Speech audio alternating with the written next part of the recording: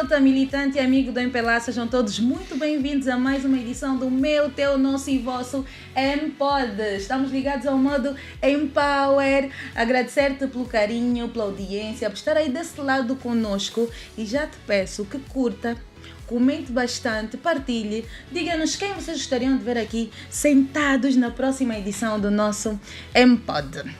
A nossa convidada de hoje é uma educadora, política, diplomata e militante de longa data que dedica parte da sua vida ao serviço da nação. É uma figura incontornável e também é uma ponte para as novas gerações. Atualmente exerce funções de secretária para políticas de quadros do Birro Político do MPLA. A nossa convidada de hoje é a camarada Ângela Bragança. Ângela Bragança, seja muito bem-vinda ao nosso MPod. Muito boa tarde. Aqui estamos para dialogar. Ângela Bragança, só assim para tirar a nossa dúvida, com 72 anos de idade, próximo mês, daqui a pouco vai fazer 73, qual é o segredo para esta beleza toda? Olha, sobretudo fortalecer o interior, de modo a que ele seja, sobretudo, a base para a projeção de uma aura positiva, de uma aura viva, e, sobretudo, relacionarmos-nos com as pessoas, relacionarmos-nos de maneira simples, de maneira fraternal, e é isso que eu cultivo. Eu acho que isso me tem ajudado muito, não só por ter trabalhado como dirigente juvenil, mas manter essa dinâmica de relação cotidiana com as pessoas. Mas é assim, aqui na nossa Angola, de manhã até à noite, é um estresse autêntico. Como é que consegue ainda manter essa calma, falar com tanta serenidade?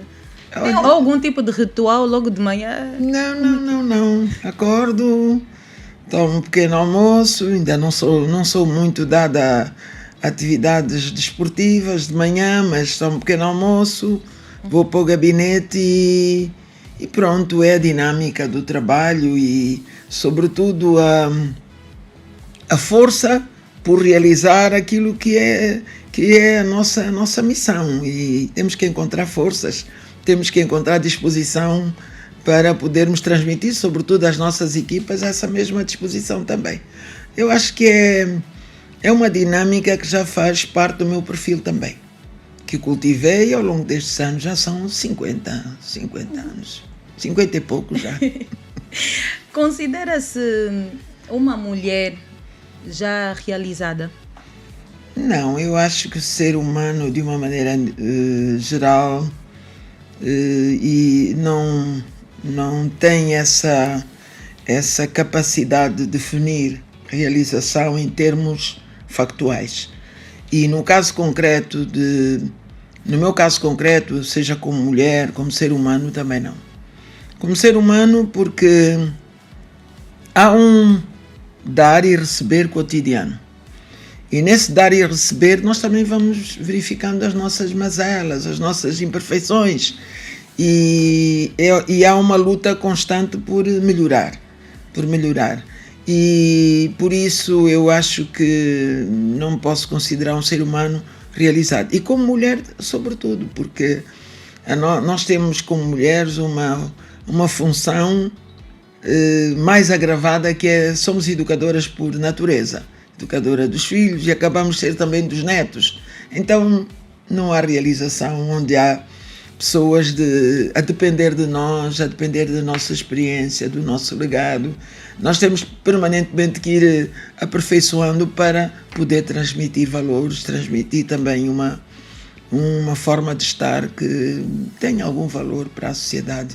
Eu não me considero realizado, mas tenho lutado para fazer o que é positivo e o que constrói.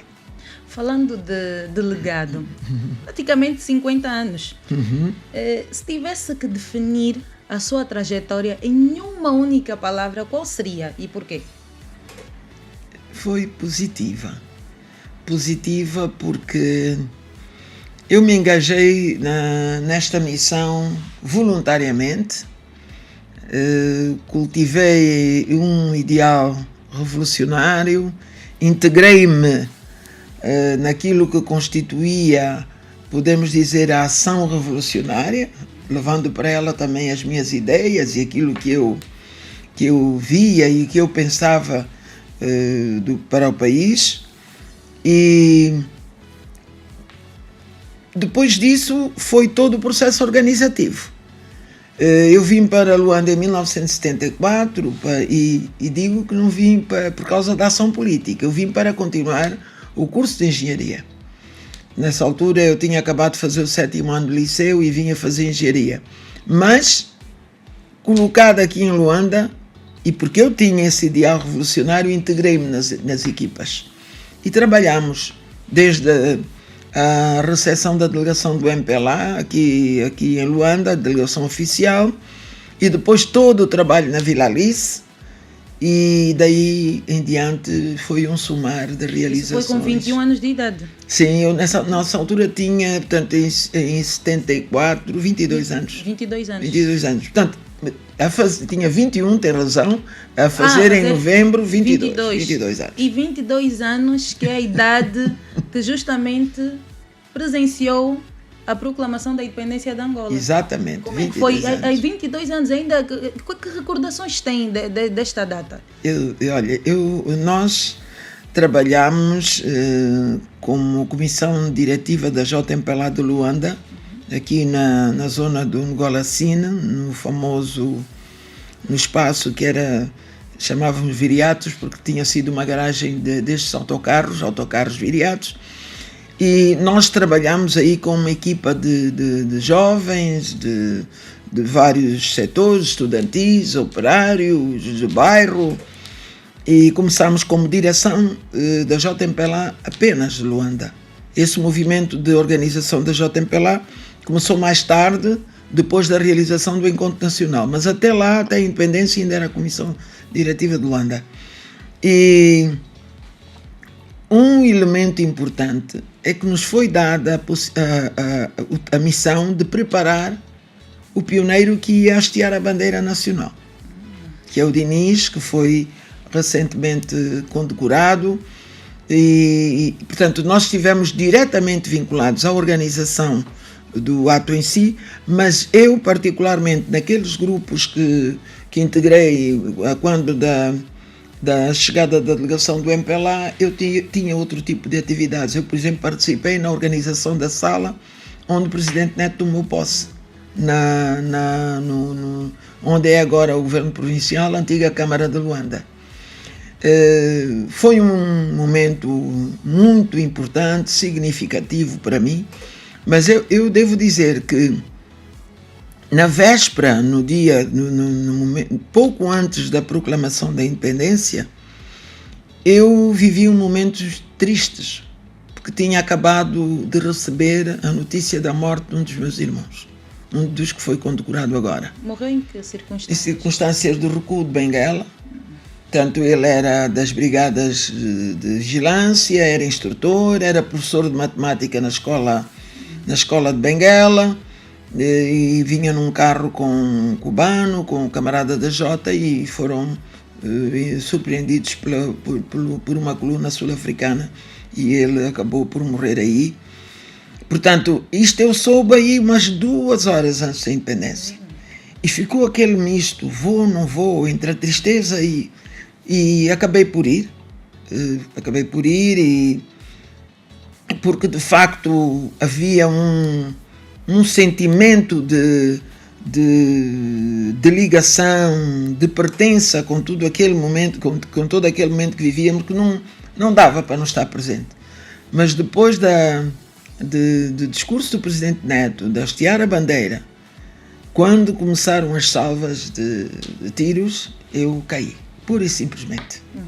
Caí e foi aquele momento em que a memória do meu irmão também veio. Aquilo foi, vamos cumprir, que é proclamar, isso. Depois de proclamar, agora sim vamos sentir o outro lado da dor. Aí veio o irmão, porque de qualquer forma a morte dele também estava ligada àquele momento. Sim. Porque é no âmbito da invasão sul-africana que ele morre.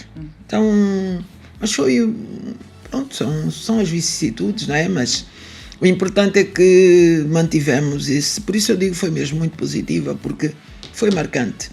Nós não estávamos ali por interesses pessoais, e como não estávamos por interesses pessoais, também não desistíamos logo perante a primeira dificuldade. Não, era mesmo lutar, e lutar muito.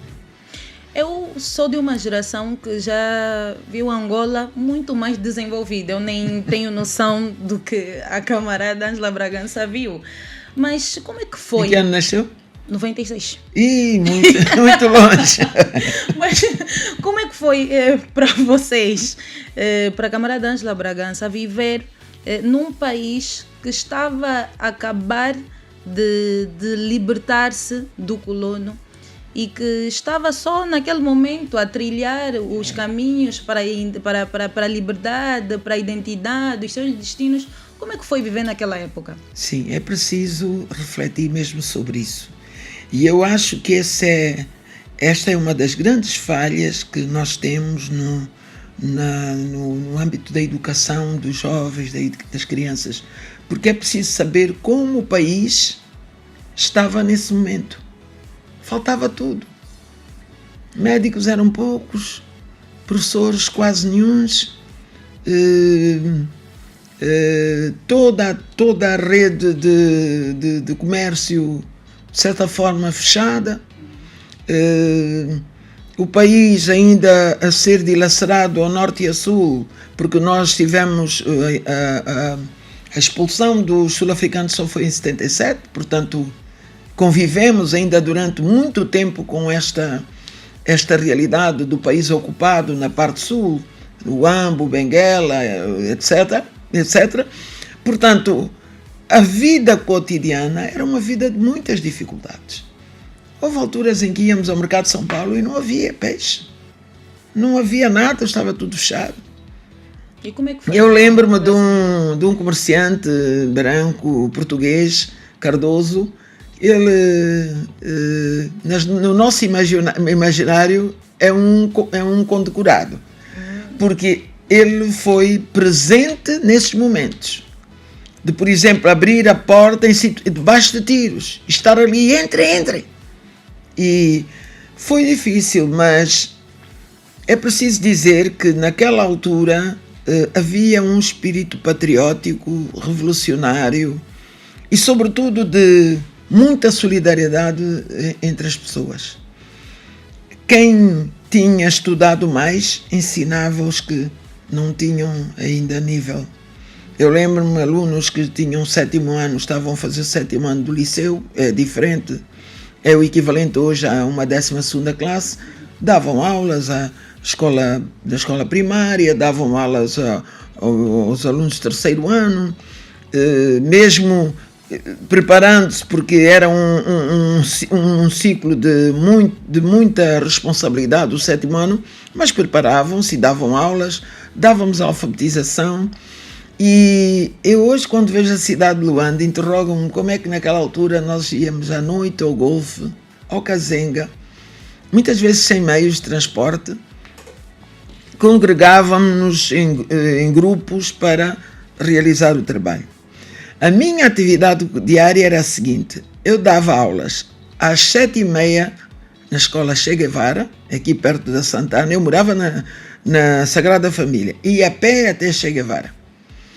Saía ao 12h30 a pé até a Sagrada Família. Fazia qualquer coisa para comer. Nós já nem aguentamos. Qualquer coisa para comer e saía daí às 2h30, 3 para a universidade, para a Marginal.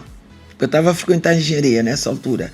E depois acabávamos por volta das 8, saíamos a pé, daí, ao lado da Igreja da Nazaré, até o Ngolacine, até onde está a Praça dos Congoleses.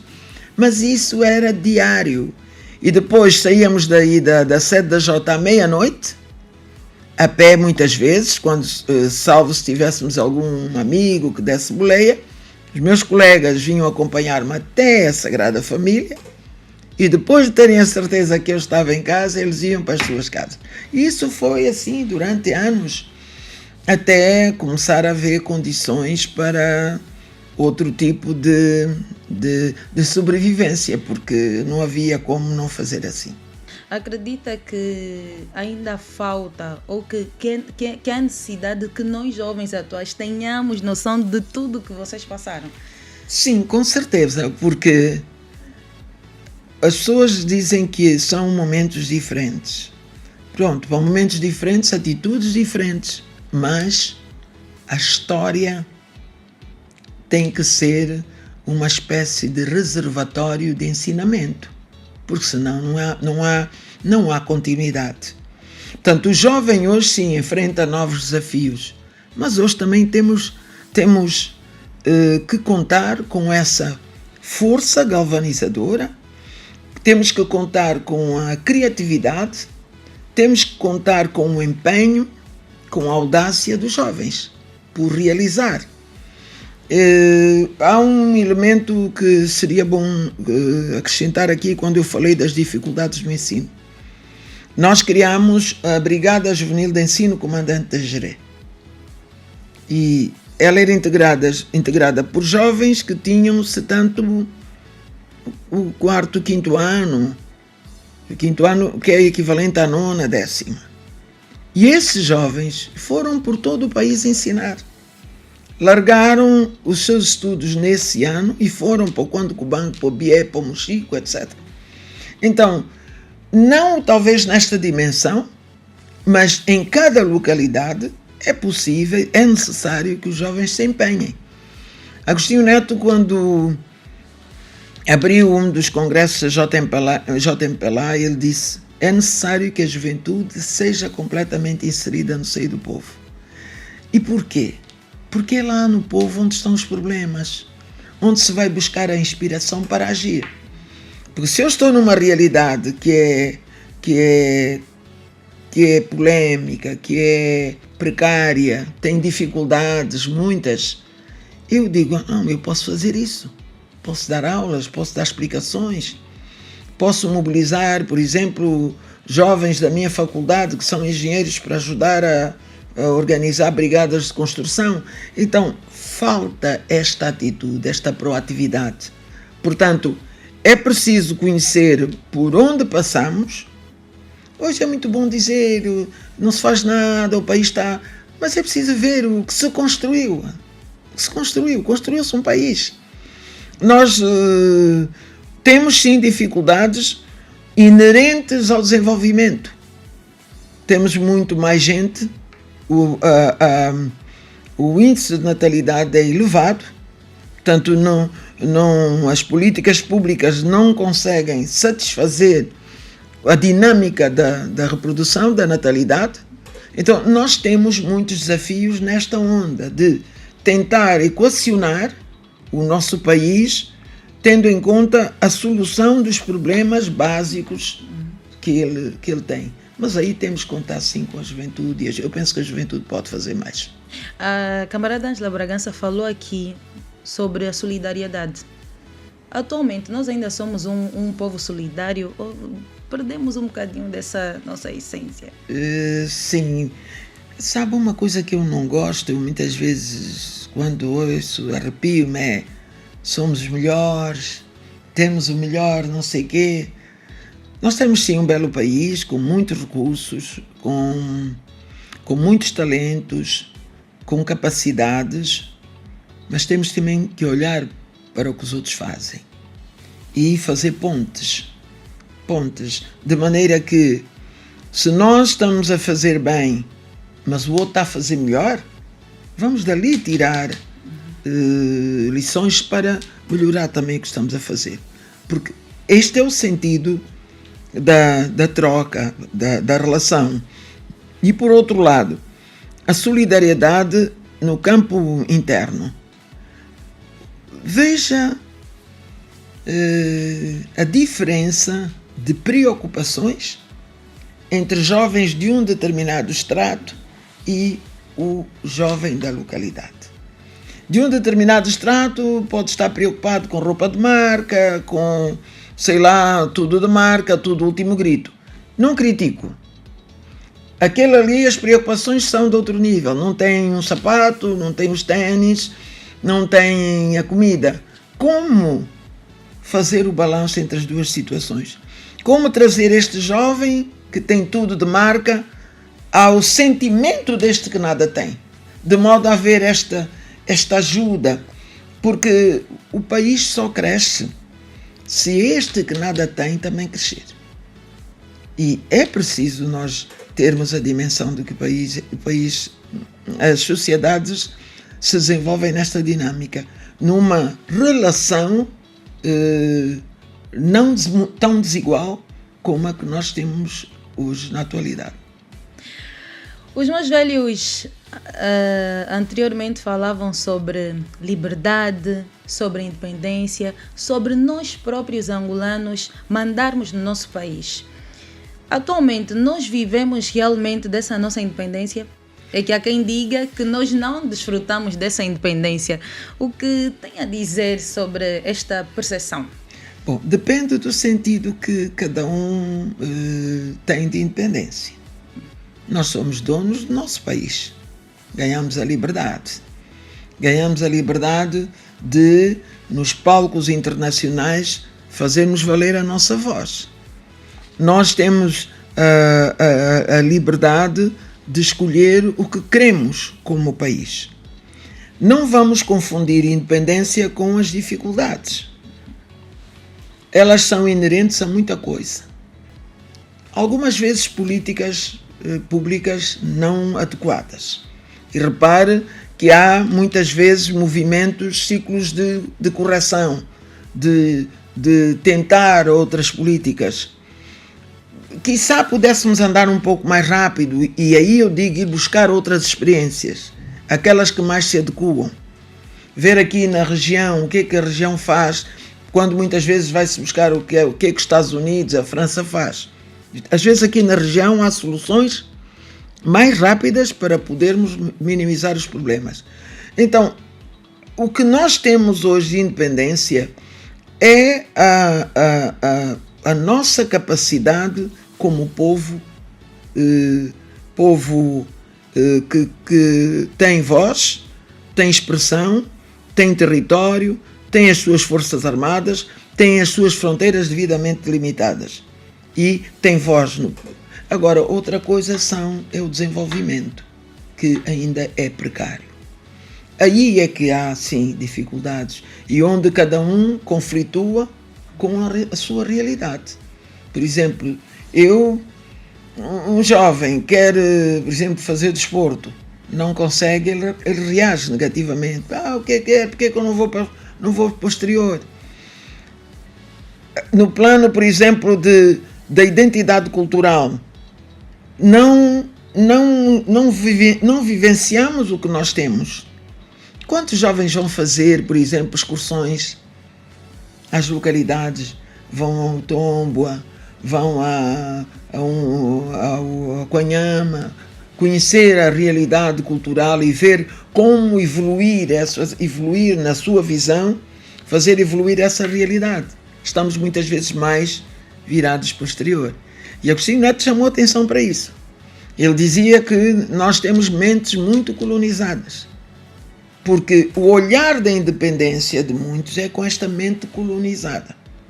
Porque é preciso descolonizar a mente, de modo a ver cada um como contribuir para melhorar.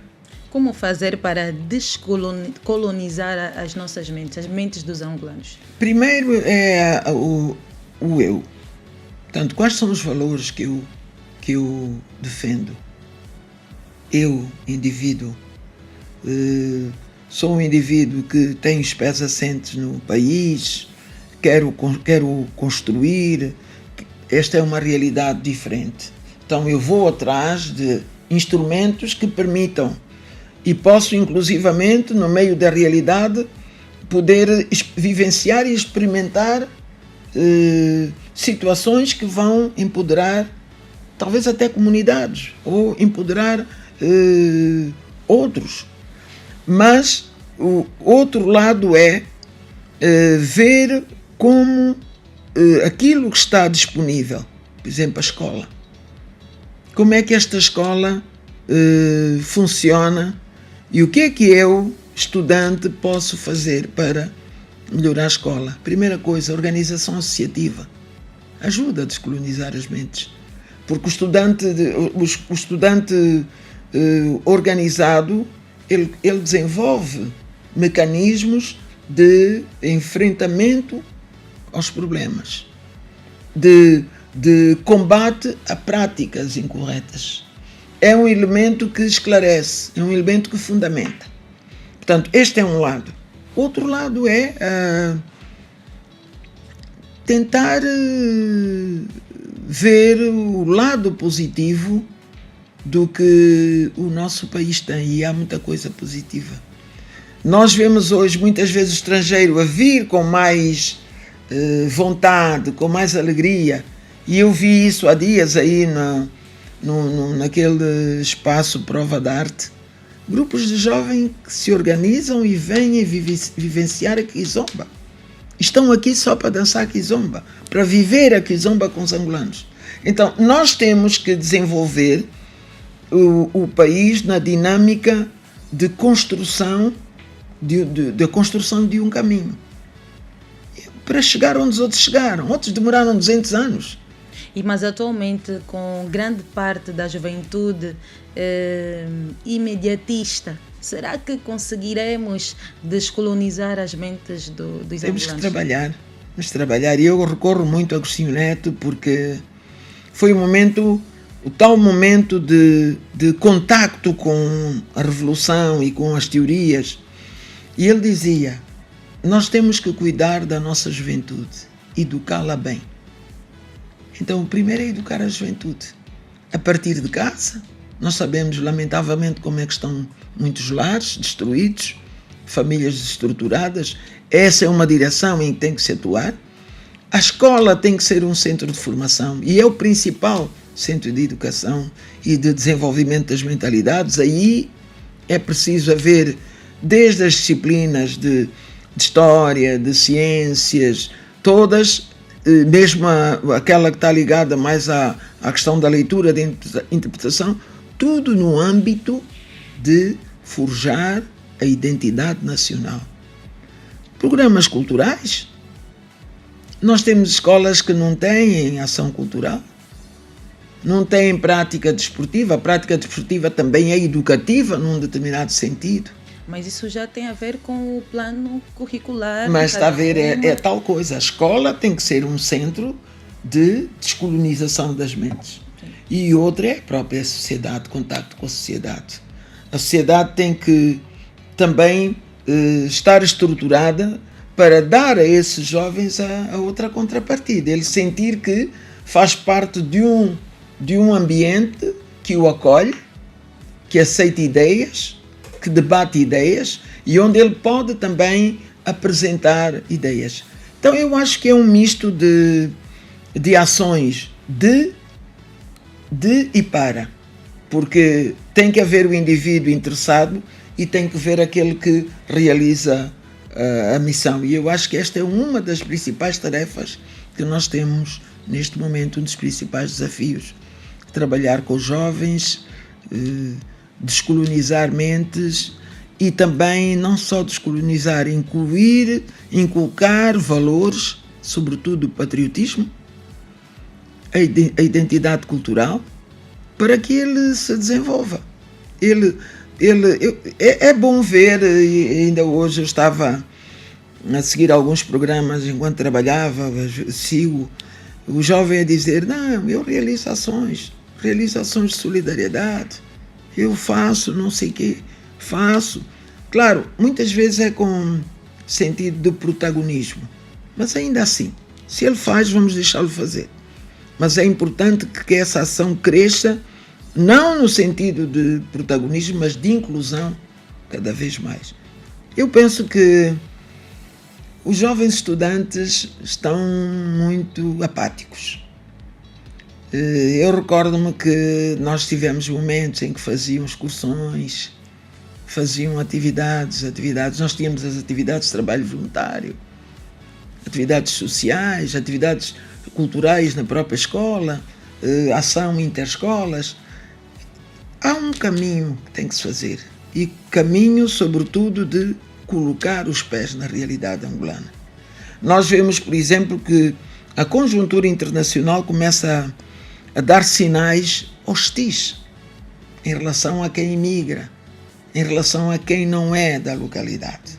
Então é preciso irmos criar esta base de assentamento no nosso país, descobrindo o que ele tem de rico e de significativo para poder, sobretudo, satisfazer o nosso ego, o nosso interesse e também fazer despertar a nossa criatividade. E como estamos aqui a falar sobre a juventude, vamos recuar um bocadinho. Quando era militante da JMPLA, foi segunda secretária nacional, certo? Foi segunda secretária nacional da JMPLA. Como é que era a juventude anteriormente? Nós tivemos, olha, eu vou recuar um pouco, eu disse que fui coordenadora, não sei se disse, nós tivemos a comissão diretiva de Luanda, eu fui coordenadora provincial de Luanda em 1975. E nessa altura nós tivemos o movimento estudantil esquerdista, muito ligado aos movimentos radicais da esquerda portuguesa. E tivemos momentos muito difíceis de confrontação, de trazer essa juventude à realidade, de fazer sentir essa juventude que o que lia nos livros de filosofia do Pulitzer, ou não sei, não era para ser aplicado ipsis verbis, não era tal e qual, era preciso ver como adaptar. E foi um momento muito desafiante, porque nós também éramos jovens e pouco sabíamos também da filosofia. À noite líamos, à noite discutíamos e de dia tínhamos que estar na escola. Naquela altura havia muita atividade nos locais, mas fazer a confrontação de ideias. E depois é que eu passo a segunda secretária nacional, mais tarde na conferência em 1978, depois do movimento fraccionista, quando se desenvolveu um movimento de reestruturação da JMPLA. O camarada Bonito Sousa passou a primeira secretária e eu a segunda secretária nacional. Opa. Mas foi um momento... Como é que foi na altura trabalhar com o camarada Bonito de Sousa? Muito bem. Na altura tinha 23? Portanto, em 1975 tinha 22 anos. 22? 25 anos. 25? O camarada Bonito estava com quantos anos? É mais novo que eu. Mais novo? Mais novo. Mas ele nessa altura já era comissário político da Marinha de Guerra.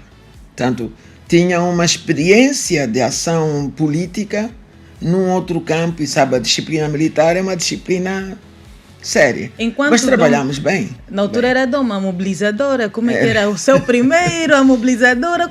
Eu era da organização, sobretudo organização e mobilização, e foi interessante porque foi a altura em que nós mantivemos no plano nacional uma ação forte de organização em todo o país. Foi necessário organizar a Jota, realizar congressos, realizar a ação de organização de estudantes. O camarada Manuel Júnior, que hoje é o governador de Benguela, foi o presidente da Associação dos Estudantes do Ensino Superior. O camarada Barrica, que foi embaixador em Portugal, foi da Associação dos Alunos de Ensino Médio. Então, houve esta dinâmica de organizar a juventude nas várias direções e também sempre com orientação do partido. O partido, em momento nenhum, deixou a juventude à deriva. Trabalhamos sempre. E, por outro lado, tínhamos a organização dos pioneiros. Portanto, hoje há um vazio. Se verificar, há um vazio. A criança até aos 14, 15 anos não tem atividade nenhuma. Naquela altura, não. Estava na organização de pioneiros, tinha relação com crianças de outros países, havia os acampamentos de pioneiros, havia ação patriótica, havia círculos de interesse. Então, houve uma realidade que conjugou para o desenvolvimento dessa consciência patriótica e, sobretudo, de inclusão da juventude no processo revolucionário e de movimento de promoção baseado na realidade que se vivia, porque era muito difícil alguém sair de base e ir ao Comitê Nacional. Era muito difícil. Mas hoje em dia é possível. Eu vejo muitos militantes da base com esse desejo. Vou para o CC.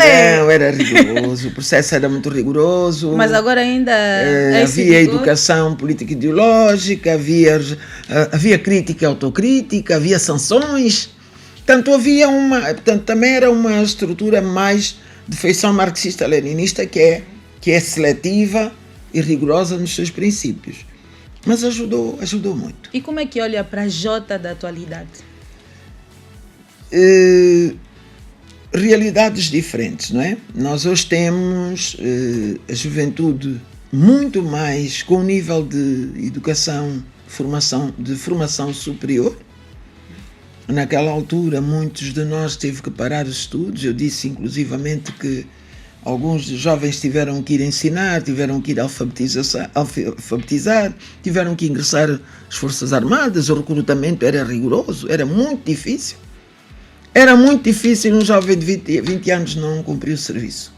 Tinha que haver aí uma negociação, porque era difícil. Mas hoje o que é que nós temos? A influência grande dos meios modernos de comunicação. Temos, portanto, a internet trouxe uma realidade completamente diferente para as sociedades e, sobretudo, na apreensão pelos jovens desse meio. Portanto, haverá um grande número que utiliza da melhor maneira, mas há sempre uma franja grande que não utiliza da melhor maneira. Da maneira como se absorve o que se vê na internet. Então, hoje, o raio de intervenção da JMPLA é diferente. Os próprios quadros da JMPLA têm que estar cientes desta realidade, têm que estar preparados para essa realidade e têm que definir estratégias e metodologias que permitam ir ao encontro dessa realidade. Portanto, como trabalhar com um jovem que, por exemplo, que tem uma rebeldia natural, que não aceita a disciplina, que tem visão própria, como o inserir, como o cativar? Mas tem que o cativar. Porque o país precisa que esse jovem participe no processo. Então, é uma ação muito mais exigente e eu acredito que é preciso haver uma dinâmica maior da própria JMPLA em torno desta realidade que é desafiadora. Então é necessário que se empenhem mais para que estejamos mais próximos dessas pessoas. Sobretudo adotar estes meios de mobilização e eu acho que é mais de atração até. Ser atrativa para que o jovem sinta a organização sua, para que o jovem se reveja na organização e queira estar na organização. E ainda que não queira estar na organização como militante, mas que se associe às atividades que a própria organização criar em torno do programa que é definido. É um desafio grande. Portanto, realizou o congresso no ano passado, mas é preciso correr, porque a realidade é muito desafiante e há um elemento que eu não incluí. Nós trabalhamos até 1991 numa realidade de partido único, de 91 para cá, de multipartidária. Então, o campo de atuação é competitivo e ganhará aquele que usar armas mais eficientes. Exatamente. Alguma atividade que a Jota fez na sua época que atualmente nós não fazemos e que deveríamos fazer? Qual é essa atividade que nós poderíamos aqui aplicar, começar já aqui em Luanda, a nossa primeira secretária provincial, Jéssica Romero, a quem aproveito mandar um beijão, grande mobilizadora, camarada J. Ro. Mas olha, por exemplo, trabalho voluntário. É muito importante. E o trabalho voluntário não é ir colher, como nós íamos colher café. O próprio Agostinho Neto também foi, deu exemplo de tirar, cortar cana. Mas há trabalho social aí ao lado de casa. Por exemplo, num hospital, ajudar a relação do hospital com os doentes. Nós vemos sítios onde há pessoas, há senhoras que vão-se para servir café, para conversar com alguém, para visitar doentes. Isso é uma ação que pode ser feita. Outra, aqui desenvolveu-se durante muito tempo esta de pintar muros. Lembra-se que o muro do Hospital Militar era muito bonito. Uhum. Tanto, Sim. também havia essa, embelezar a cidade. Às vezes, organizar no próprio bairro atividades que mobilizem, que mantenham as pessoas juntas. Porque eu sinto que o jovem está muito, tanto em si, afastado. E por vezes até, não sei se o termo correto é sobranceiro, assim com um ar arrogante. Quando a realidade está ali e pode fazer alguma coisa. Pode fazer alguma coisa. Então eu acho que no plano social, sobretudo, há um déficit grande de intervenção. Nós vemos hoje que no plano cultural, desportivo, há avanços, há um movimento grande de criatividade, mas podemos fazer mais naquilo que significa contribuir para mudar o ambiente que nós temos. Okay. A camarada Ângela Bragança já falou sobre a OPA, falou sobre a JMPLA, falando um pouquinho também sobre a atuação da OMA.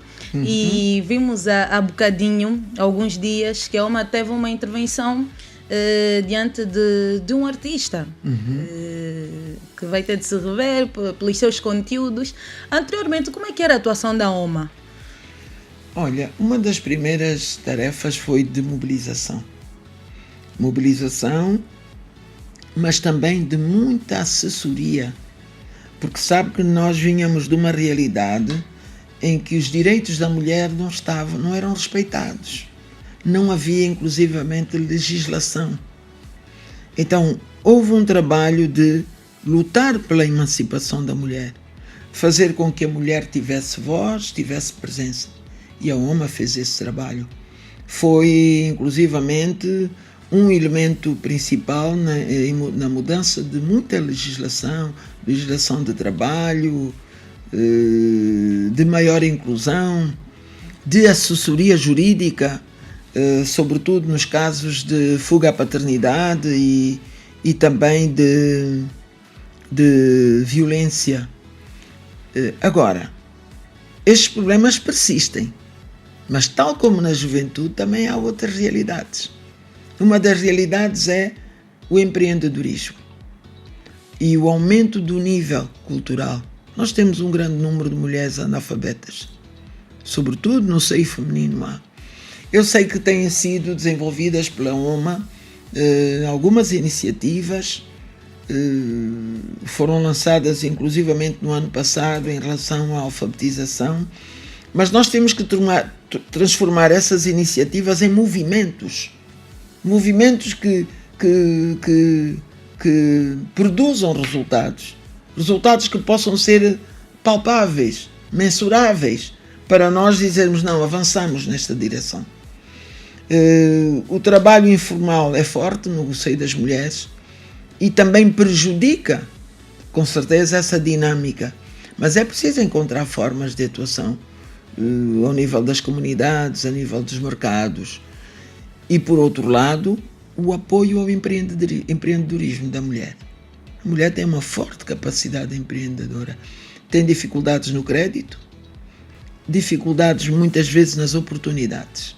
Portanto, esta é uma área em que a OMA tem que abrir caminho. O grande braço social da mulher neste aspecto. A OMA, responsabilidade da OMA. Sei que a OMA tem um projeto, acho que é CODIMA, que acode as mulheres rurais. Camponesas. Né? Mas é preciso também trabalho nos centros urbanos. Eu acho que há um déficit grande de trabalhos nos centros urbanos. Não é de mobilização, mas de definir caminhos para que a mulher no centro urbano esteja integrada na organização e veja na organização também a realização das suas expectativas. Por exemplo, uma mulher que quer fazer um determinado projeto, recorre à organização. Se a organização não tiver capacidade de resposta, isto vai sendo um elemento de desmobilização. Eu penso que nós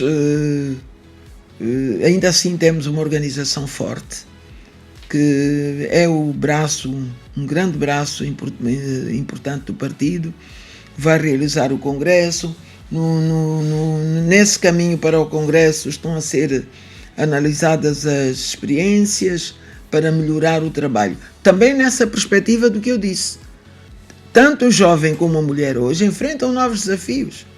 Hoje nós temos mulheres que participam em fóruns internacionais, que já dão cartas nos fóruns internacionais. Temos mulheres que são valores na competição desportiva, cultural, de moda.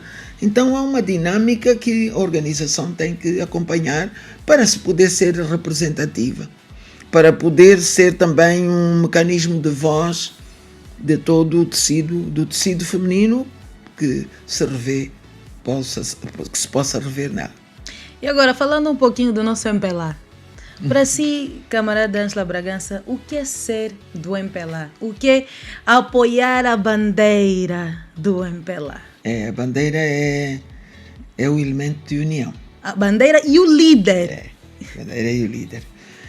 Pronto, em relação ao líder, sabe que há sempre alternância nas organizações. Exato. Nas organizações, as lideranças, nós tivemos o Presidente Neto, tivemos o Eduardo, temos o Presidente João Lourenço, nesta dinâmica de relação geracional e num contexto também da própria estratégia do partido.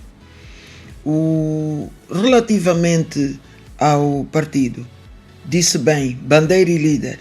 Bandeira é o elemento de união, o líder é o timoneiro dessa união. Exato. É ele que define como nós vamos na direção em que vamos, como vamos. E é esse o papel que nós temos do nosso líder. E a dinâmica é no sentido de resolver os problemas do povo. Porque se for a ver, o MPLA estruturou-se em duas dinâmicas. Com um programa mínimo, que foi até a independência, a conquista da independência. Esse programa foi cumprido. Tivemos valorosos combatentes, tivemos lideranças seguras, alcançamos a independência. Da independência para cá, é o programa maior. E o programa maior está dentro dessa dinâmica de resolver os problemas do povo. Há um esforço grande, há uma luta grande. Temos acompanhado o grande esforço do Presidente João Lourenço como Presidente da República relativamente à modernização do país e à satisfação das necessidades. É uma dinâmica que tem sempre os seus altos e baixos, porque o país ainda depende de um único produto, que é o petróleo.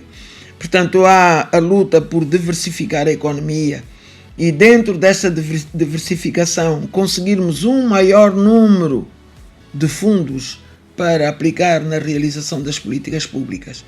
Então, mesmo para ele, Presidente, uma ação muito desafiadora, e que tem que contar com todo o edifício do partido e não só, com os amigos, os que se revêem na política do MPLA e com o povo. O povo é ele disse, o povo é o patrão, é o meu patrão, porque o povo é que elege. Sim. O povo é que exprime, podemos dizer, a essência do país. Está desenvolvido, não está desenvolvido, tem carências, não tem carências. É isso. Mas o MPLA está realmente preocupado em resolver os problemas do povo? Está preocupado, muito preocupado. Veja dinâmicas, independentemente das grandes políticas dos congressos. Nós tivemos o programa de intervenção dos municípios, temos o programa Quenda, temos o programa de resolver o problema da seca no sul de Angola. Sobretudo estes programas. Agora, a questão das refinarias, para dar capacidade ao país de produzir ele próprio os hidrocarbonetos para a ação económica, para a ação produtiva. Então, poderão parecer coisas de políticas desligadas, mas não, elas concorrem para esse aspecto de resolver os problemas do povo. Agora, temos um inimigo muito grande, que é a corrupção. A corrupção? A corrupção, sim. E a corrupção? Porque desvia bens, desvia meios, sobrefatura, e quando se sobrefatura, estamos a desviar meios para outros projetos. Então este é um inimigo a combater, e é uma ação permanente que nós temos que levar a cabo, porque ele não permite, podemos dizer, a ação de todos para a satisfação dos problemas do povo. E o MPLA está preocupado em combater a corrupção, combater os corruptos? Está bem preocupado. É só ver a agenda política. Este é um dos elementos da nossa agenda política todos os anos, a começar da base. Portanto, a nossa orientação é que desde a base, o nosso militante, a nossa estrutura de base, acompanhe a realização dos projetos, esteja inserido nas comunidades, acompanhe os problemas das comunidades, que não seja ele próprio militante um agente de corrupção. Aliás, está a decorrer o primeiro Conselho de Disciplina e Seminário de Ética precisamente nesta dinâmica de incutir valores éticos aos nossos militantes. E para quê? Para que eles, pelo exemplo, possam mobilizar outros. Se eu sou um militante e sou corrupto, não vou mobilizar ninguém. Não posso mobilizar ninguém. Portanto, se eu sou um militante, sou corrupto, eu não estou na linha a cumprir a linha do partido, porque a linha do partido é contra a corrupção. A linha do partido MPLA é contra a corrupção. Exatamente, contra a corrupção. É uma linha, a nossa linha ideológica é o socialismo democrático, que está virado para a justiça social. Criação da justiça social. E para criar justiça social não pode haver corrupção. Não pode haver apropriação indevida de uns contra benefício dos outros. E é isso. Camarada Ângela Bragança é uma militante muito antiga, se não a mais velha do birro político do MPLA. Será?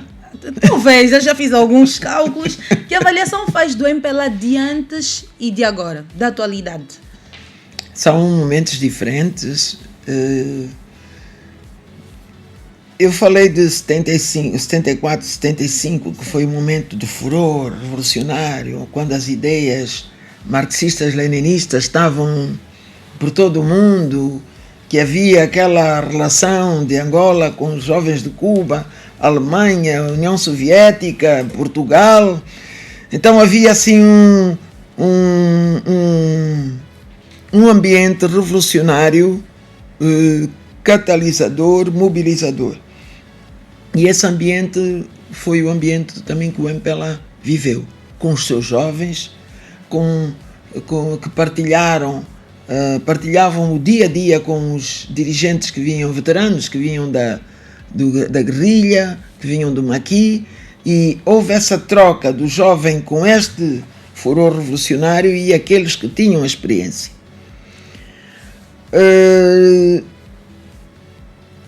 Para mim era um momento diferente. Aliás, eu até recordo-me que o presidente Neto quando dividiu as Lundas, porque era a província da Lunda, foi dividida em Lunda Norte e Lunda Sul. Eu e mais um colega, o camarada Mandumba, nós fizemos parte dessa delegação. Ele era dirigente da OPA, eu era dirigente da JMPLA. E ele conversava conosco durante a missão toda. E há um dia que me pergunta assim, mesmo na presença de todos os camaradas: camarada Ângelo é comunista? E eu olhei para ele e eu disse: camarada presidente Neto, eu não sou comunista, eu não reagi nessa altura, eu fiquei ali hesitante, não falei. E ao jantar ele disse: então a camarada tem dificuldade de dizer ou de se definir, dizer que é comunista? Não, camarada presidente, eu ainda tenho muitas debilidades, ainda não me despi de todas as imperfeições, porque o comunista tinha uma ideologia forte, princípios muito fortes de disciplina e tal. E ele disse: não, defina-se e haja em consequência. Então, era esta luta de aperfeiçoamento político cotidiano, e levamos isso para o partido. A geração que seguiu foi diferente, não bebeu essa experiência dos camaradas que vinham da mata e também desse furor. Portanto, foi mais uma geração que surge já a partir sobretudo das relações ao nível das faculdades, das escolas, algumas vezes do bairro, mas numa outra dinâmica, numa dinâmica de maior diversidade. Então, levou para o MPLA também um outro tipo de realidade. E eu sinto que foi diferente. Fomos, ao longo do tempo, perdendo um pouco esta mística mobilizadora, este elan, As pessoas perguntam o que é a mística do MPLA. Eu também não sei explicar. Mas era um elemento que mobilizava, que nos tinha presente, que nos tirava de casa, que nos punha a trabalhar sem hora, sem pedir. Muita gente trabalhou sem salário, eu nem me lembro quando é que eu tive salário no MPLA. Eu, na altura, era professora, deixei de ser professora, depois era já o salário no MPLA. Mas não era o elemento importante. Havia um elan mobilizador permanente que nos punha nessa dinâmica. Começamos a ter mais aquele sentido de querer estar nos órgãos de direção. A promoção já não sofreu ou não observou aquele trâmite que, no nosso caso, foi. Veja que eu só entrei no Comitê Central depois dos anos 90. Mesmo depois de ter sido dirigente do segundo secretário nacional durante anos. Mas nunca foi a nossa preocupação. Mas hoje o jovem tem muita predisposição para estar nos órgãos, muitas vezes sem currículo. Por isso é que eu tinha perguntado. Se é normal um jovem que está na base, já estou a pensar, daqui a pouco vou ser membro do CC, já estou lá. Até neste momento a outorga vê-se isso. Quer dizer, pensar que por ter tido um funcionamento normal tem que ser alvo de uma medalha. Não é assim. Se nós nivelarmos, o país não cresce. Nivelarmos neste sentido de que não é necessário haver os que lutam, os que se rebelam, o país não cresce. É nesta luta constante por aperfeiçoamento que o país cresce. E eu digo muitas vezes aos jovens: tenham calma, vão chegar. Eu comecei com 22 anos. É a segunda vez que eu ouço tenham calma. O primeiro tenham calma é do camarada Bento Cangamba, o segundo da camarada Ângela Bragança. Duas pessoas de sucesso que estão a nos dizer: jovens, tenham calma. Eu comecei com 22 anos, hoje tenho 72. Então, exatamente. É um caminho, está aqui, é uma trajetória. De referência, que nós todos aqui... Não, há muita pressa. E há muita pressa, e sabe, quando há pressa, não há consolidação de um perfil que numa outra etapa vai requerer um perfil que vai ser requerido por uma outra etapa. Por exemplo, uma pessoa que vai para um órgão provincial, mesmo municipal do partido, se não está devidamente formatado, ele não vai realizar o trabalho que o partido precisa no município. E o trabalho no município é muito importante, é um trabalho de mobilização, de captação das pessoas, de afirmação do partido para que as pessoas sintam ali naquele escalão que o partido está presente. Então, se esse jovem não está preparado, ele quer pular já do comitê municipal para o provincial sem consolidar ali, não pode ser bom para o partido. E eu acho que é uma das áreas em que nós temos mesmo que trabalhar. Muitas vezes eu ouço que é preciso voltar à mística, mas a mística às vezes é um pouco de cada um de nós, em torno dos princípios reitores do partido. Exatamente. Aqui disseram para aprender, eu estou a seguir corretamente, eu ainda estou no município, família. Mas é no município mesmo.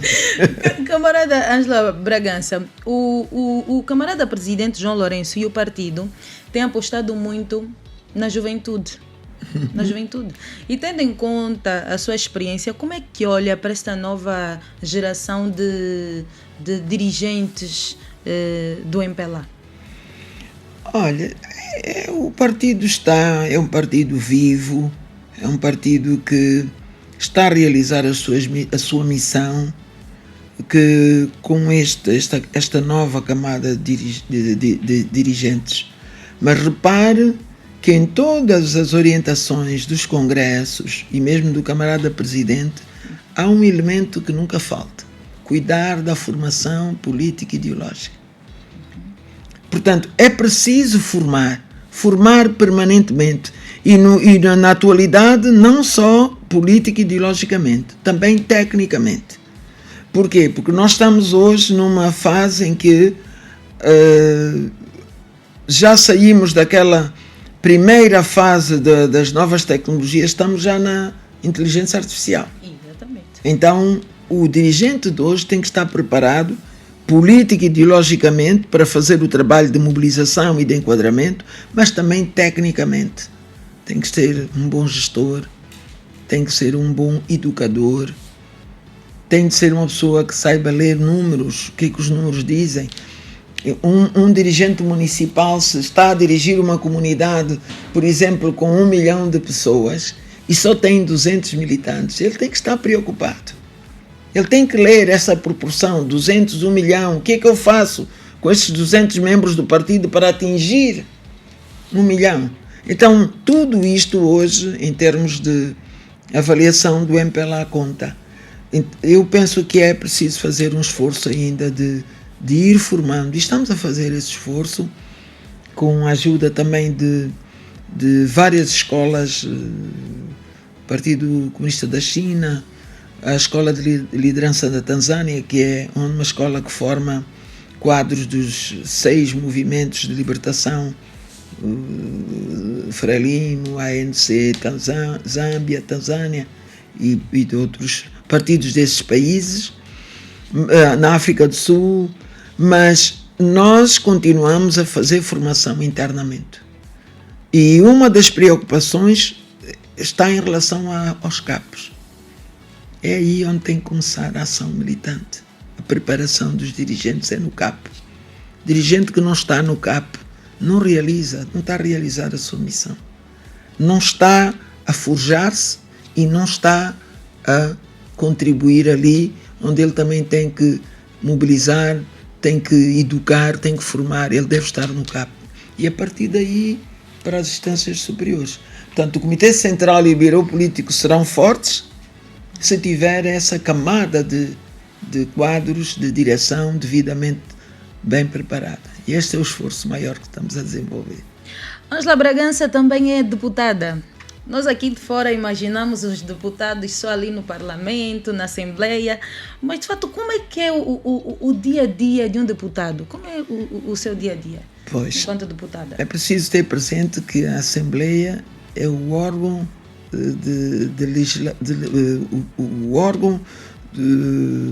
o órgão que cuida da legislação. É o órgão legislativo por excelência. Faz as leis, aprova leis e também avalia o cumprimento das leis e de programas como orçamento, etc. Então a responsabilidade é grande. Os deputados estão organizados em comissões de trabalho, primeiro em bancadas parlamentares. Nós temos a nossa bancada parlamentar, a UNITA tem a sua, os outros têm a sua bancada. Primeiro em bancadas parlamentares, mas depois todos os deputados, independentemente da bancada, estão em comissões de trabalho. Eu, por exemplo, estou na Comissão de Relações Exteriores. É uma comissão que tem que analisar protocolos de acordo, leis que têm a ver com direito internacional e, normalmente, quando há este tipo de documentos, os deputados recebem a responsabilidade de analisar e preparar os instrumentos para a plenária, que é normalmente um relatório parecer e o projeto de resolução. Mas, independentemente disto, há aquilo que se chama deputação. O deputado tem que ir ao encontro dos problemas. Por isso, muitas vezes, visitam escolas, visitam localidades. Eu, por exemplo, já fui visitar a nossa fronteira com a República Democrática do Congo, como é que a vida está na fronteira, quais são as relações que se criam aí. Portanto, é uma atividade muito interessante. Não tem nada a ver com aquilo que se critica, que se diz sempre, que são as regalias. As regalias são as normais, é o salário, é a viatura, mas o importante é o trabalho que se realiza aí. E acredito que neste quesito a Assembleia tem realizado o seu papel. Poderá ser melhorado, mas também ainda há muitas dificuldades. Por exemplo, se vir a realidade do Parlamento no Brasil e o nosso é completamente diferente. Os deputados têm, inclusivamente, subsídios para trabalharem nas suas localidades. Nós não temos isso. Nós não temos subsídios? Não. Os nossos deputados não têm subsídios para trabalhar? Não. Como deputado individualmente na sua circunscrição, não. Mas lá tem, sim, no Parlamento? Sim, e prestam contas dos subsídios que recebem, mas também da atividade que realizam. Como é que esse dinheiro foi aplicado? Nós somos mais uma atividade de fiscalização do Executivo, das atividades do Executivo. Por exemplo, quando vamos à província ver as promessas no domínio da energia, da água, como está o problema da agricultura, se há apoio para a realização do processo agrícola, é mais uma atividade de fiscalização do Executivo. E para a nossa realidade, será que seria bom que se nós também adotássemos esta dinâmica dos deputados receberem algum tipo de orçamento e de forma particular darem resposta? A forma de organização é diferente, porque no Brasil há campanha individual, portanto é uma espécie de eleição por um círculo. Nós não é esse processo, portanto nós é por lista. E então o partido, de acordo com o número de militantes que tem, proporcionalmente recebe um determinado montante para o seu trabalho. E é, portanto, ao nível da bancada e do partido que essa ação se realiza, mas não é por cada deputado individualmente, não. Normalmente, quando há deputações, são grupos de deputados. Há quem questione se os deputados do MPLA estão de facto a defender as preocupações do povo ou se limitam em seguir as diretrizes do partido. É complicado, porque sendo deputados da bancada ou do partido que está no poder, há sempre uma relação de quase conivência, de cumplicidade na relação, na análise. Isto no aspecto público. Mas nós temos reuniões com os membros do Executivo, onde normalmente analisamos as dificuldades, onde analisamos as deficiências. onde colocamos as preocupações que trazemos das nossas deputações. Portanto, é um misto de jogo político necessário para manter o partido sempre, podemos dizer, bem relativamente à sua base eleitoral. Mas isto não impede que o trabalho seja feito, e é normalmente feito. Eu recordo-me que aqui em Luanda, e por razões dos problemas que se evidenciavam, da falta de água e energia, nós fizemos muitas reuniões conjuntas com membros do Executivo, com a construção, com a energia e águas, para ver como, e isso vai continuar a ser feito, a bem da solução dos problemas, com a Ministra da Saúde, com a área das finanças, para melhorar, sobretudo, o orçamento na área social. Há esse trabalho. Não é tão verdade aquilo que se diz, que nós estamos ali só para bater palmas, não, de maneira nenhuma. E quanto às discussões, os debates no Parlamento, eles ficam por ali ou às vezes também saem um bocadinho quando termina? Você! Como é que tem sido? Bom, saem, mas com outra vertente. As discussões são muito acaloradas ali no Parlamento. Mas quando nos encontramos na zona do café, há uma viragem. Por exemplo, imagine que é de um outro partido, diz, mas então vocês como é que estão a ver? Está bem, mas é necessário, é o jogo, é o trabalho. Às vezes a maneira como se discute ali é para a Câmara, para o eleitorado fazer a leitura de como este deputado o defende, mas depois no plano, podemos dizer, da relação, é mais um diálogo. Há um diálogo, sim. Nós nunca chegamos a vias de facto, nem na sala, nem fora dela. Então isso é uma boa informação para todo mundo. Há paz entre os deputados. Aquilo é mesmo só dentro do Parlamento. Discutir. E é necessário, eu concordo que os da oposição, eles fazem o seu papel. Muitas vezes confunde-se a ação política no Parlamento com a ação partidária. E nós vemos muitas vezes que se traz mais à luz a ação partidária, o de transmitir a ideia de que o partido está preocupado, não como deputado. Nós também fazemos essa leitura, sobretudo desde que há Câmara, a TV, isso é normal, é falar para o público, mas na vertente partidária.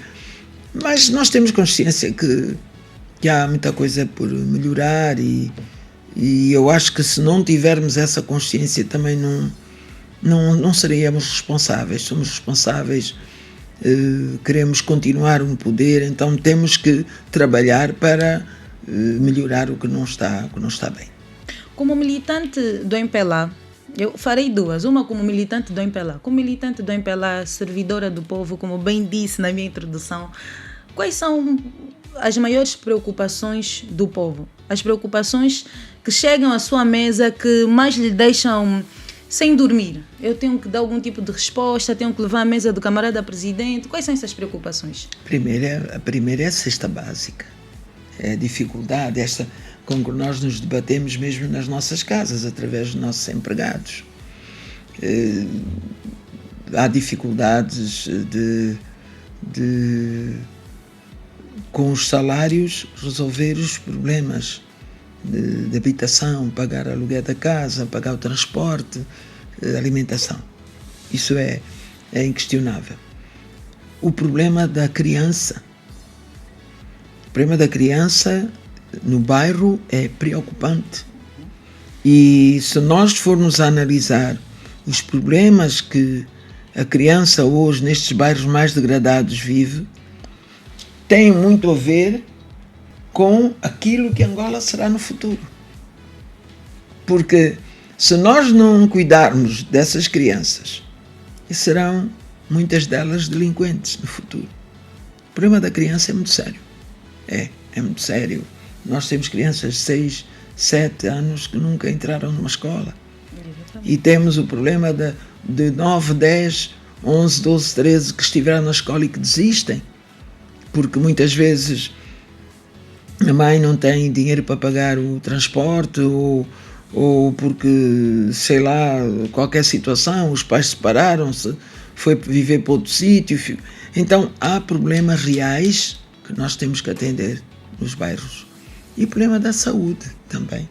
Da saúde há um esforço grande de construção de instituições de saúde, mas ainda temos debilidade na rede de base. Portanto, proximidade, garantir maior proximidade de acesso. Portanto, numa localidade onde nós temos, por exemplo, 500 mil pessoas, quantos centros de saúde teremos? Quanto tempo leva a pessoa para sair da sua casa até aquele centro de saúde? Que meio é que tem em caso de gravidade, de ambulância ou de, sei lá, para poder chegar ali?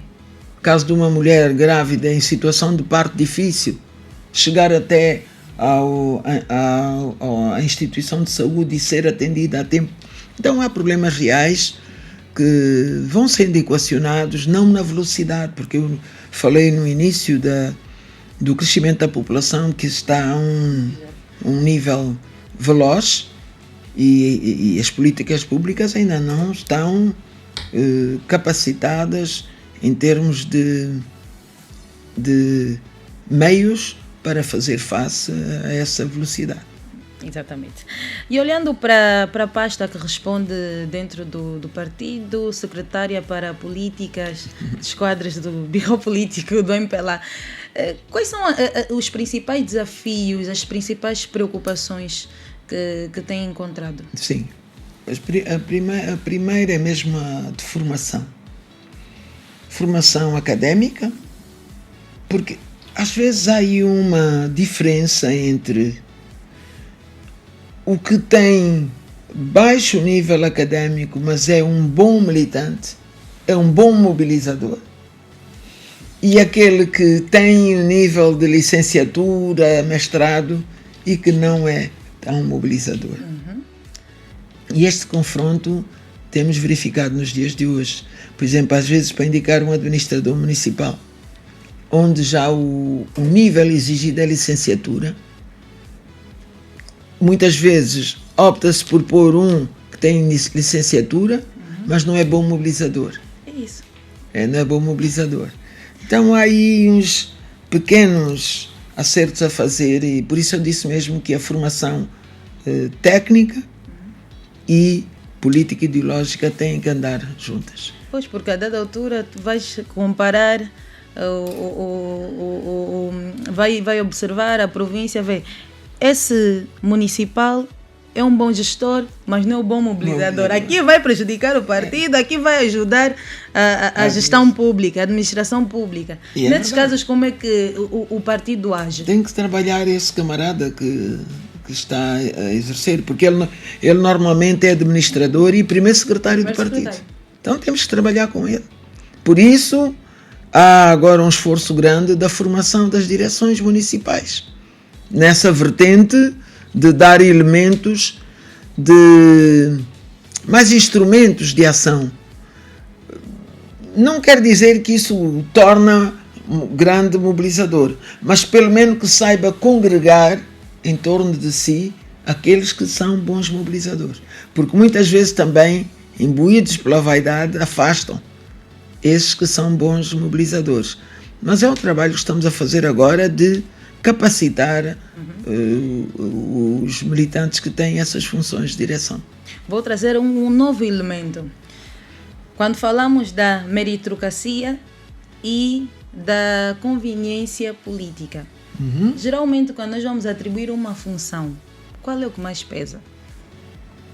Como é que se tem feito a atribuição dessas funções? Bom, no caso concreto do partido, normalmente há uma trajetória a analisar, sobretudo para o aparelho do partido. Por exemplo, imagine que queremos indicar um segundo secretário provincial. Estou a falar de um segundo secretário provincial pela responsabilidade que ele tem de gestão do partido, atendendo que o primeiro secretário é governador. Este quadro tem que ter trajetória política consolidada, formação política e ideológica, e tem que ter já formação de nível de preferência superior, para ele poder cativar, para ele poder congregar, para ele poder se relacionar. Então, aí balanceamos isso. Às vezes não é possível, porque muitas vezes o governador diz, o primeiro secretário diz, não, este sim é bom camarada, mas este tem outros elementos. E aí compatibilizar às vezes é complicado. Mas ainda assim a trajetória conta muito. Conta muito, a trajetória é importante. Mas estamos a estimular as pessoas a que... Hoje há muitas formas de elevar o nível, ser autodidata, ir à busca, ir à procura. Lamentavelmente, por razões de segurança, às vezes não é possível estudo noturno. Eu, por exemplo, fiz estudo noturno em Benguela, 6º e 7º ano. E saía muitas vezes às 23 horas, até o bairro onde eu morava. Mas foi outra realidade. Mas precisamos sim que as pessoas encontrem mecanismos para a superação académica, porque senão não é possível, o partido não cresce.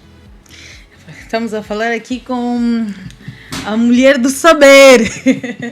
É uma aula aqui a ser dada para nós e eu sinto-me grata por estar a receber essa matéria em primeira mão. Vai ajudar muito para o percurso. Mas as suas perguntas também mostram que têm maturidade e têm visão. É. Eu não estou a ver nada escrito aí, estou a ver a sair da cabeça. Muito obrigada. Estamos a falar de quadro. Já é um quadro, né? É um quadro. É um quadro. Ernesto ouviste, né? Um quadro.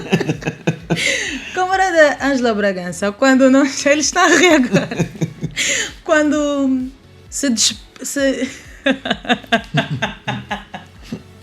quando está fora dos comícios, da política, quando deixa o parlamento, como é a sua vida? Casa. Quem é Ângela em casa? Em casa, como é que lhe chama? É Ângela mesmo. Ângela mesmo. Pois há aí uns outros nomes, mas é Ângela. Ângela. Eu sou uma pessoa que busca muito relacionamento. Amanhã, já assim, sábado, hoje já começa a perguntar, amanhã vem almoçar? Vem, filho, sobrinho, com toda a sua equipa. E domingo? Não, há grelhados. Mas depois chegam, encontram, além do grelhado, mas mamãe, não era preciso tanta coisa. Então eu sou uma pessoa de relações muito fortes com as pessoas. E arranjo sempre tempo para tudo. Às vezes perguntam-me como é que eu consigo. Como é que consegue? E eu já pergunto, como é que consegue? Com tantas tarefas a cumprir. Mas tenho que me organizar. Depois tenho um marido distante, o marido está na Indonésia. Então é um misto assim de dar muito de mim também. Mas não me arrependo, nem me sinto... Pronto, claro, a idade já conta, eu não tenho aquela idade de querer fazer tudo. Eu criei os meus filhos, primeiro criei uma afilhada, desde os 5 anos, ela hoje também já tem 50 e poucos, criei os meus filhos, criei uma menina desde os 11 anos, já acabou o mestrado agora, e, pasme-se, recolhi uma de 6 anos, agora. É o tal caso que eu falava de crianças que estão nas localidades e essa menina, perguntei como estava, o que é que faz? Não, fico a lavar louça e não lavar os pratos. E não estuda. Quando eu chamei a mãe, não tinha registro, não tinha nada. Então é o nosso bibelô.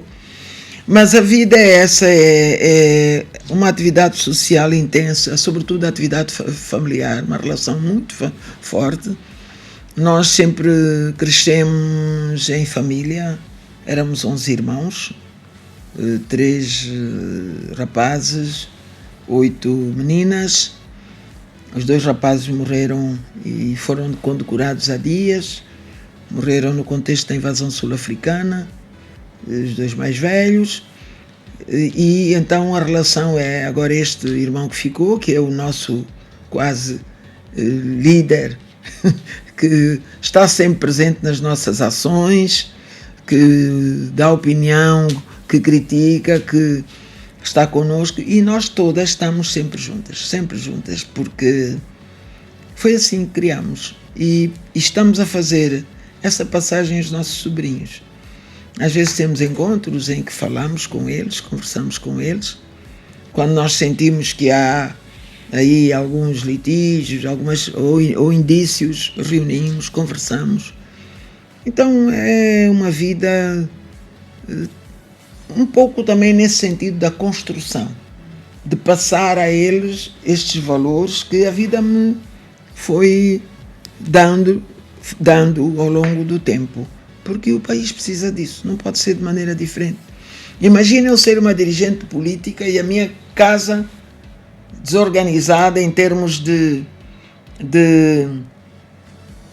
valores, em termos de poder aplicar aí aqueles princípios que o MPLA defende, que são os princípios de união, de coesão, de solidariedade. Isso é a minha vida cotidiana. E também estudo muito. Eu vou para casa e os meus papéis ficam ali ao lado, eu acabo de jantar e fico até tarde a trabalhar, porque há necessidade de trabalhar, há necessidade de ir à procura das coisas. Hoje as respostas têm que ser o mais completo possível, o mais claro possível.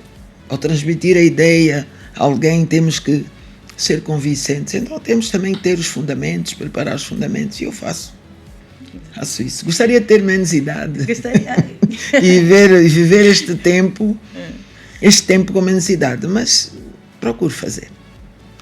Falou sobre equilíbrio, e eu vou colocar aqui uma situação, que atualmente nós temos muitas mulheres em cargos de liderança, mas também se formos a olhar para os lares, muitos casamentos estão a terminar porque as mulheres não conseguem equilibrar as funções, o trabalho, dar atenção ao marido, ser uma boa mãe. Que conselho tem a dar? Como é que olha para esta situação? Olha, eu falei que houve um momento da luta pela emancipação. Nós todas viemos daquele período em que havia a rigidez da educação dos pais, os valores que a sociedade colonial definia em relação à mulher era mesmo de separação, tarefa de homem é homem, tarefa de mulher é de mulher. Viemos desse ambiente e tivemos que superar. Eu acho que nessa luta por nos superarmos também fomos ganhando resistência, por um lado, mas por outro lado também a capacidade de tolerância e de flexibilidade. O que a jovem de hoje não tem, os que os jovens de hoje não têm. Os jovens de hoje são muito, como disse, imediatistas. O primeiro barulho no lar nem chama a mãe, ou o pai, ou a tia, ou tio, padrinho, madrinha. Olha, tá, é logo. Sabe que o marido sai da sua casa, vai atacar a outra menina. Não, a nossa educação não era esta. E acho que fomos cimentando mais o caminho. E convergindo, fazendo converger a relação do casal para aí. Claro que houve problemas, não vamos dizer que foi tudo linear. Em cada um dos nossos lares houve problemas. Mas a capacidade de superar foi maior. Mas sempre na dualidade de cede aqui, cede ali. Hoje é mais difícil, mas nós temos que trabalhar isso. Porque é muito triste ver que os jovens vão para o casamento animados por aquela festa linda, o vestido lindo, a música, depois aparece tudo nas redes. 3 meses depois, 1 ano depois, 4 anos depois, Camarada, esse casamento já não muito existe. No dinheiro que foi gastado, que foi investido. É tudo junto. Mas eu penso mais na parte de o dia que vocês chamaram os mais velhos, vamos sentar, reunir os mais velhos porque estavam apaixonados e de repente tudo acabou. Mas não reúnem para dizer que acabou. E às vezes ajuda essa conversa. Eu acho que há eu não gostaria de dizer isso, mas eu sinto que há um egoísmo grande hoje nos jovens. Eu sou eu. E este eu sou eu não permite partilha. É preciso haver partilha. Quando as pessoas se juntam para formar uma família, tem que haver partilha, porque vimos de ambientes diferentes. Mesmo que seja de gente com dinheiro ou não dinheiro, todos vêm de realidades familiares diferentes e às vezes culturais. Então é preciso juntar e haver partilha. O que é que tu trazes, o que é que eu trago, como é que vamos? Se não houver esta partilha, não há união, não há relação que perdure. Eu tenho sempre que fazer contas. Fiz este ano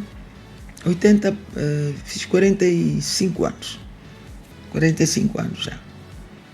E pronto, também tive a minha caminhada de... Nós casámos... 45 de casamento. Okay.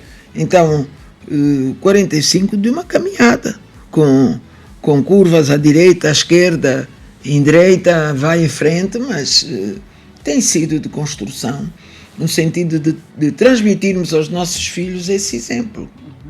E até aqui temos conseguido. Infelizmente, nós já estamos prestes a terminar. A camarada Ângela estava a dizer: é quanto tempo? E hoje não quer sair daqui. Sabe, é isso, a ver, eu gosto imenso desta troca. Eu, se pudesse, todos os sábados de manhã, juntar assim um grupo de jovens e conversar, eu faria isso. É importante. Mesmo com sacrifício, mas conversar. Não outras coisas, mas conversar. Exatamente. Mas antes de terminarmos, a camarada Ângela também foi professora. Neste momento, tendo em conta o contexto político, social, olhando para a nossa juventude atual, se tivesse que lecionar, que dar apenas uma lição à juventude, qual seria? Olha, eu sou professora primária. E tenho muito orgulho de ser professora primária, de formação. Se eu pudesse dar aulas, iria dar aulas ao primário. Porque eu acho que é aí onde nós temos que começar a trabalhar. Por exemplo, a menina que está comigo, às vezes está a estudar, ela deita-se, quase que se deita na mesa, eu digo: não, minha filha, não é assim, fica direita. Tá. Então, tudo isto hoje é necessário. A postura, a ética. Se está alguém a conversar, mete-se. Então, eu gostaria de ser aí. Mas de resto era mesmo dar aulas de patriotismo e de civismo. Okay. De resto, as outras disciplinas, não. Gosto muito da área de geopolítica, área internacional gosto muito, mas não estou a ver sentada numa sala de aulas a dar geopolítica, porque nós, numa determinada realidade, trazemos elementos que contribuem para aquilo que estamos a fazer naquele momento. Dar, por exemplo, geopolítica exige que estes alunos tenham tido, primeiro, a convivência diferente. Tenham também conhecido o seu próprio país. Porque vai estudar soberania, vai estudar relação com os outros, vai analisar contexto, ele tem que saber primeiro o seu contexto. E essa realidade não é conhecida. Então, não ia dar certo. Mas eu gostaria de dar aulas desde a pré. Desde a pré. Da pré. E agora nós vamos para a rubrica Sim ou Não com a camarada Ângela Bragança.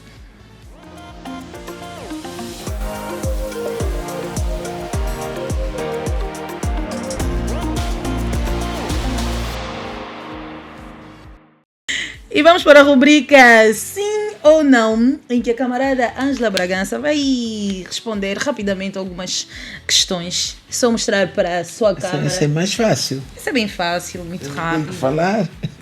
Algumas questões pode argumentar. A camarada Ângela Bragança aprecia o estilo musical Kuduro? Aprecio. Algum músico que acompanha, que já gostou mais? Não, só... Não, eu acompanho, mas não sei os nomes. Não, Não. uma música. Mas sabe, eu vi um grupo do Kuduro que atuou há dias na cerimónia das condecorações. Eu gostei muito. Os moicanos, acho que foram eles. Eu gostei muito, porque para já a postura deles, vê-se que são jovens estruturados e pronto, gostam daquele género musical e realizam-no da melhor maneira. Agora, às vezes é um estilo que parece estar muito radicado em jovens desestruturados. Eu não quero que me entendam mal. Então é preciso dar mais conteúdo ao Kuduro em matéria de intervenção social e de educação. Mas isso é preciso haver trabalho com esses jovens e não perder, sobretudo, o elemento de relação e de intervenção que esse estilo de musical e de dança tem junto aos jovens. Muito bem, vamos à próxima. Ao longo da sua trajetória, já foi assediada?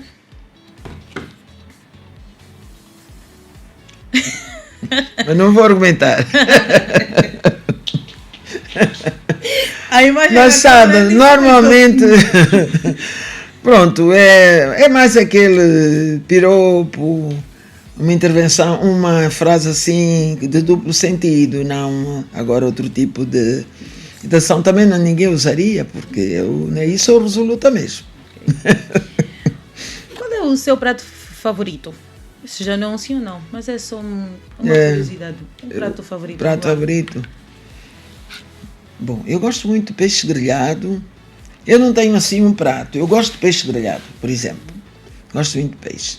Mas gosto, por exemplo, amanhã de comer um bom caluru de bagre, uma carne seca, um rabo de boi com peito alto. Mas gosto muito de peixe grelhado, mofete. Qual foi o momento mais feliz para si fora da política? Tem muitos. Desde o meu casamento, o nascimento dos meus filhos, os meus netos, o estar com eles para mim. Porque sabe uma coisa, nós fazemos férias juntos. Saímos todos. Este ano é que não foi possível. Os bilhetes também estão muito caros, os vistos não saíam, mas normalmente fazemos as férias juntos, Natal junto, tudo junto. E portanto o meu momento mais feliz é mesmo o nascimento dos meus filhos, o nascimento dos meus netos. Aí quem vai perguntar, os bilhetes estão muito altos para a camarada Ângela Bragança, como assim? Se está apertado então, para a camarada Ângela, imagina para mim. Imagina a rota que o meu filho teve que fazer. Ele tem 3 filhos, portanto ele, a mulher, a cunhada e 3 filhos. 5 pessoas. Tiveram que fazer de Luanda, foram de férias Luanda, Dubai, e ficaram no Dubai cerca de 9 horas. O que o bilhete era mais barato. Então, é uma luta ainda. São pessoas de trabalho, viajam, mas sempre dentro daquilo que é possível. Mas nós gostamos muito de estar em família, muito mesmo. Há um hábito no seu dia a dia que não deixa de fazer, como se fosse um seu ritual? Alguma coisa? Não, esse já não é um sim ou não. Só uma pergunta esta. O que é que há de fazer? Tomar um café. Um café. Um expresso. É obrigatório logo pela manhã para dar mais energia. E vai mais do que um às vezes. Mas não passo sem café. Não passa sem café. Se tivesse que escolher um livro, ou sugerir um livro nesse momento para alguém, qual seria? Sabe, eu leio muito livro político. Muito livro político, muito sobretudo na área das relações internacionais. Leio muito questões sobre liderança. Eu aconselharia livros sobre liderança. Ultimamente é o que eu mais leio. E há muito pouco tempo, inclusivamente, fui comentadora de um livro de um escritor cabo-verdiano que lançou um livro sobre liderança, e é nessa linha. Portanto, eu acho que para nós que estamos na vida política, essa linha da liderança é importante. Porque há pessoas que pensam que se é dirigente, é líder. Não, é um erro muito grande. Não é. Ao líder requerem-se outras características. E eu acho que, para além da leitura social, aquela que nos dá prazer,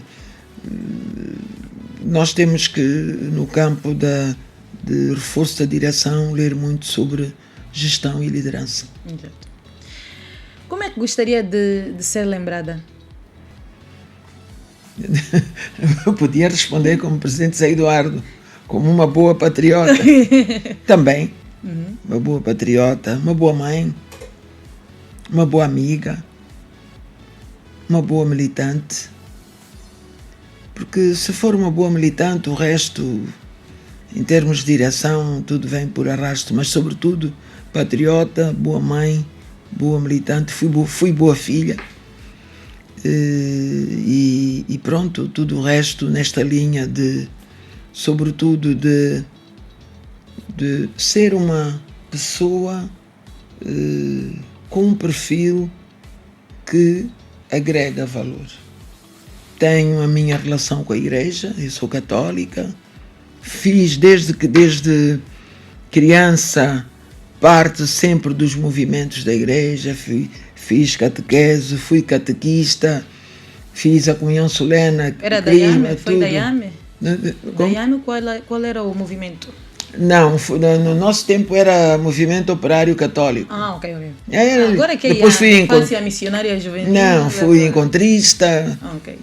Aqui com algumas pessoas também que estão aí na direção. O movimento dos encontristas foi mais aí nos anos 70. Era um movimento mais revolucionador ao nível da própria Igreja Católica. Ultimamente, parte de um movimento de católicos dirigentes no âmbito de melhoria da ética, da forma de estar.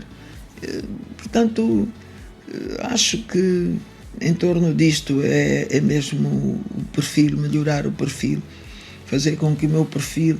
Eu às vezes encontro pessoas, há dias ali no Prova de Arte, um grupo de meninas, de 3 meninas, deviam ter aí os seus 16, 17 anos, esperaram por mim, pensaram, gostamos tanto de si, não sei o quê. E eu digo sempre, fico satisfeita, mas eu gostaria que o meu exemplo, eu fosse referência pelo exemplo, que pudesse, aquela pessoa que diz que gosta de mim, que fosse por se rever naquilo que eu sou, de querer ser como eu sou, ou pelo menos seguir esse trilho. E é essa luta do dia a dia. Como é que sonha ver Angola daqui a 10 anos? Este é o dia a dia da nossa desenvolvida, unida, devidamente reconciliada, pacificada, porque embora nós tenhamos tido um período de reconciliação, ainda há muita partidarização na sociedade e, por via da partidarização, muitos recalcamentos, às vezes atitudes de ódio, mensagens de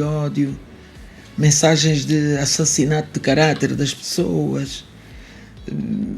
As pessoas hoje não se preocupam que um determinado cidadão tem filhos, e ver às vezes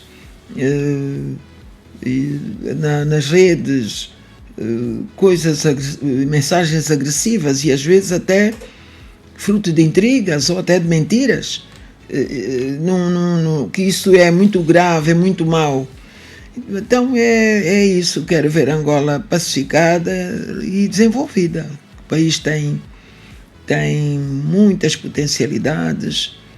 Nós poderemos inclusivamente viver do turismo, da agricultura, da indústria, temos minérios. Então nós temos condições para sermos felizes e é preciso ir ir à busca disso, conforme disse Agostinho Neto, resolver os problemas do povo. Porque é preciso que o povo se sinta feliz. Só assim a sociedade tem estabilidade e se desenvolve. E se tivesse, já assim para terminar, deixar uma mensagem para quem está a nos acompanhar, para quem admira, para a juventude, o que diria? Eu queria, sobretudo, falar para os jovens no sentido de recolherem o exemplo das figuras da nossa história, sobretudo Agostinho Neto, um líder fundador da nossa nação, vendo o exemplo de resiliência que ele foi, quantas prisões, quanto avançar e retroceder, médico, mas sempre ativo na luta, sempre líder da luta por um bem maior. Não esquecer aquilo que ele disse: eu não espero, sou aquele por quem se espera. Quer dizer, como se entregasse a si próprio aos outros em prol de um bem maior. Portanto, em primeiro lugar, a recolha dos N exemplos destes líderes. Hoje ainda uma figura que devia ser um baluarte da juventude. Aos 29 anos, um comandante heróico, tenaz, temido, inteligente, e depois tudo o resto, a experiência dos nossos mais velhos, famílias que com muitas dificuldades, mas conseguiram formar filhos. Nós temos aí quitandeiras, senhoras da praça, que com exemplo formaram, projetaram os seus filhos. Então, este exemplo de resiliência eu gostaria que a juventude recolhesse. Outro é a audácia. Audácia no bom sentido. Não temer à partida, mas sempre dizer: eu consigo, eu vou lutar por. E depois audácia e determinação. Se eu vou lutar por, também ir ao encontro do objetivo dessa luta. E ver quem mobilizar para atingir esse objetivo. Porque às vezes não vamos sozinhos. Não vamos sozinhos. Nós, quando começamos a organizar a JMPLA, em 1975, fizemos uma campanha aqui na zona de Bom Jesus, e a designação foi Aprender para Melhor Servir.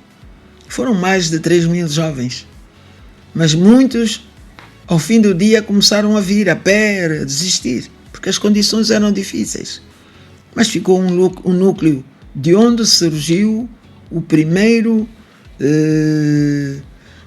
grupo de quadros e dirigentes da JMPLA, daquela experiência do campo. Então, também que o jovem exercite, que vá à luta nessa dimensão de ultrapassar às vezes os seus próprios limites e ser também um bom patriota, valorizar a amizade naquilo que ela tem de mais belo, mais ilustre, porque a amizade transporta conhecimento, porque nós vamos buscar dos outros aquilo que eles têm para dar e também damos o que nós temos. Transporta a solidariedade, porque se eu sou amigo e o meu amigo não tem, eu partilho. Um relacionamento construtivo, ir à procura daquilo que forja, aquilo que empodera, aquilo que cria valor. E sejam donos do futuro. Trabalhando mais, não tendo pressa, consolidando cada etapa. É este o grande conselho que eu deixo para os jovens e são a minha eterna paixão. Muito obrigada por ter aceitado o nosso convite. É o que nos resta agradecer por ter dedicado um bocadinho do seu tempo aqui no nosso MPod, partilhar a sua experiência com os nossos internautas, os nossos seguidores, os militantes, e obviamente foi uma aula. Uma grande aula para nós. São ideias de 50 anos de luta, de experiência, e de outros tantos que com certeza ainda terei pela frente, mas sempre que eu puder trocar estas ideias eu sinto-me feliz. O tempo passou, nem demos conta. É verdade. Muito obrigada também por me terem convidado e acharem que de qualquer forma posso proporcionar alguma experiência a quem me escuta. Espero é que também haja críticas e críticas construtivas que possam sobretudo ajudar. Muito obrigada. Obrigada a nós. Agradecer também a si, caro internauta, militante e amigo do MPLA. Estivemos ligados, conectados ao modo Empower. Comente, curta, partilhe bastante, diga-nos o que achou da entrevista, dê a sua opinião, diga-nos quem vocês querem ver aqui na próxima edição do MPod. E até lá, estamos juntos, estamos ligados ao modo Empower. Alô! Também aqui estamos nós. Muito obrigado. Muito obrigada. Tá.